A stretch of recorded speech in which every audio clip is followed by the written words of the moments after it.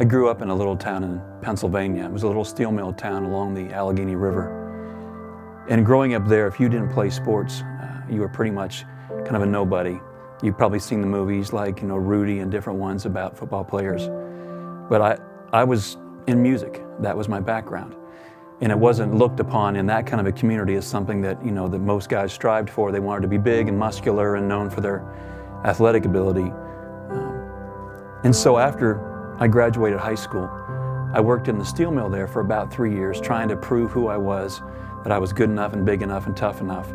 And finally, after 3 years of that, I decided to go ahead and leave Pennsylvania and go to college. And actually where I wound up was here in Anderson, Indiana. I went to Anderson College before it became the university and began to pursue my love for music. And before long, I was touring with guys like Stephen Curtis Chapman and Sandy Patty and Juan and different artists. And it was really cool because most of my life I felt like a nobody. And to be kind of recognized for having some talent felt really good. And so we'd be out on these tours, we'd be traveling on the US on tour buses and planes and going overseas, and it was a really, really cool thing.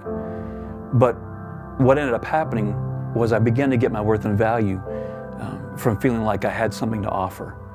And before long, I became what you might want to call an approval addict.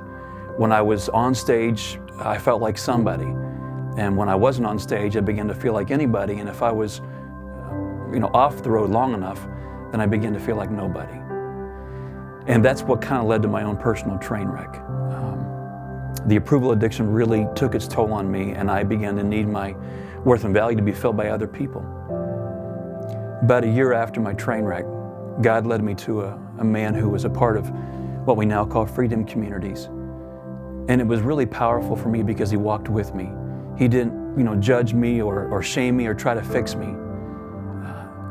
He led me to understand again who I really was in Christ. That as a believer, it's not my failures or my successes that make me who I am, but that it's really Christ in me. And when that sunk in and it really hit home, it changed everything in my life. I no longer had to perform to try to get people's good opinions. I can now understand that I was already good enough and complete because Christ was in me. That changed everything in my life.